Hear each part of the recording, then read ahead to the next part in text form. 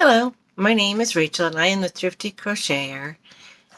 365 Days of Kindness. Today is March the 7th. Signs of Restoration. God said, I am giving you a sign of my covenant with you and all living creatures for all generations to come. I have placed my rainbow in the clouds. It is the sign of my covenant with you and with all the earth. Genesis 9:12 and 13. Spotting a rainbow in the sky is always a delight. The colors are stunning, creating a contrast in the simple blue sky behind. The rainbow is a sign of God's promise not to destroy the earth again. We are part of His promise and also part of God's plan for restoration. Make sure to take care of the earth around you so you can continue to delight us with its beauty and nourish us with its bounty. Do something that shows that you are as invested in this earth as Jesus is.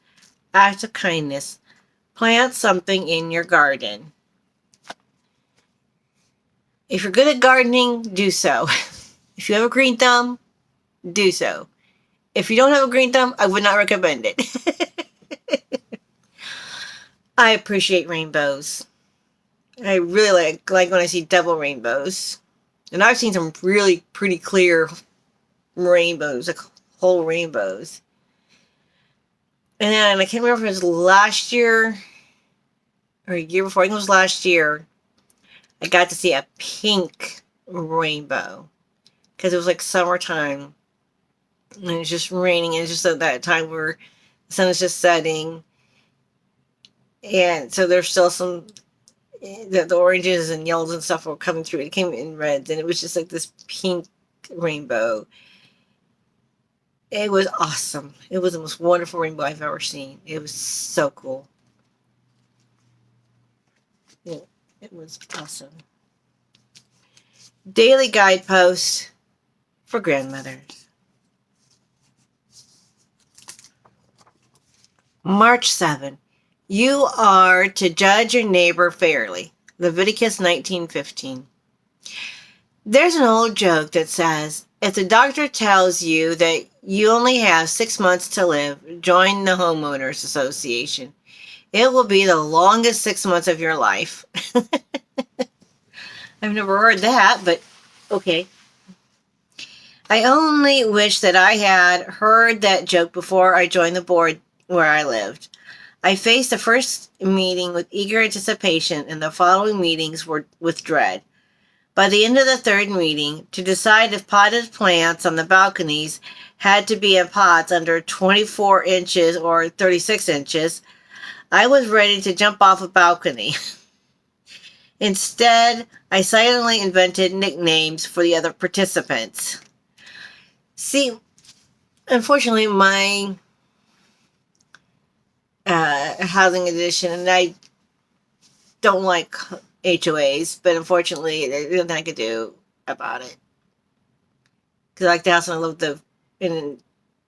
the neighborhood, but I do not go to those meetings because I think those people are just ridiculous. They're just a bunch of Karens to me. Anyway, aside from that, there was Dinah, the detail woman, who would wave a copy of the rules and regulations as she let us know about every tiny loophole and whatever we were discussing.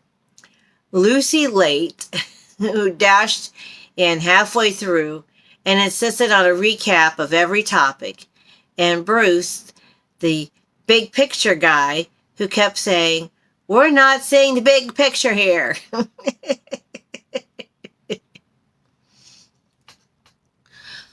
Okay, after the meeting droned to a close, Julie, a longtime neighbor, walked alongside me as we left the meeting room. That was dull as a butter knife, I commented. You made your feelings pretty obvious, she told me. Stung, I stopped in my tracks. But I didn't say a word, I protested. No, she agreed.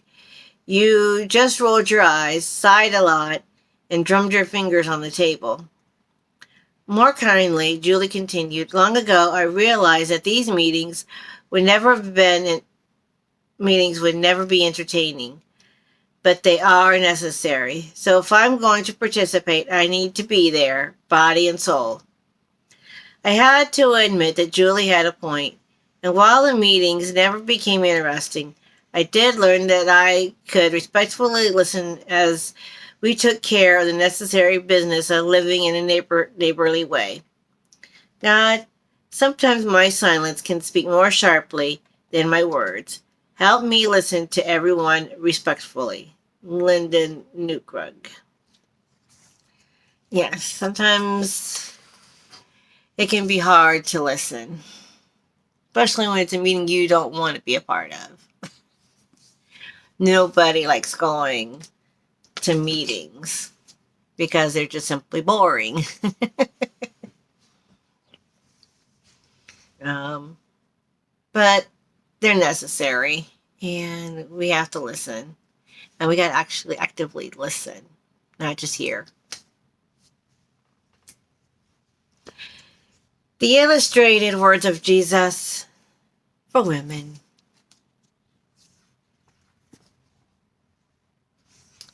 Resting in Jesus. Come to me, all you who are weary and burdened, and I will give you rest. Matthew 11:28. Tired. Many women describe themselves as tired or even go beyond that to weary. Perhaps you are one of those women, and perhaps you aren't just physically weary either. This crazy, fast-paced, demanding world you live in wears you out emotionally and even spiritually sometimes. Jesus says the answer to that weariness is to lean on Him. Trust Him to take care of you and those you love. Trust Him to take care of whatever makes you weary. He will give the necessary strength and encouragement to keep on going. Trust in the Lord with all your heart, and lean not on your own understanding. In all your ways submit to Him, and He will make your paths straight. Proverbs 3, 5, and 6. I read that verse a lot this week. Now there's a verse that totally makes sense. Lean not on your own understanding. In all your ways acknowledge Him, and He will make your path straight. Cast all your cares on Him because He cares for you. He cares for you. Cast all of your cares on Him, and He will make your path straight. That is sound advice.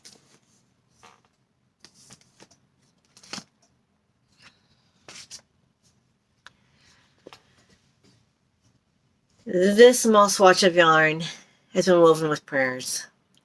As you hold this swatch in your hand, may you feel God's strength, love, and peace flow, and know that He holds you in His hands. May God bless and comfort you in your time of need and give you peace. Amen. Love you all. Bye.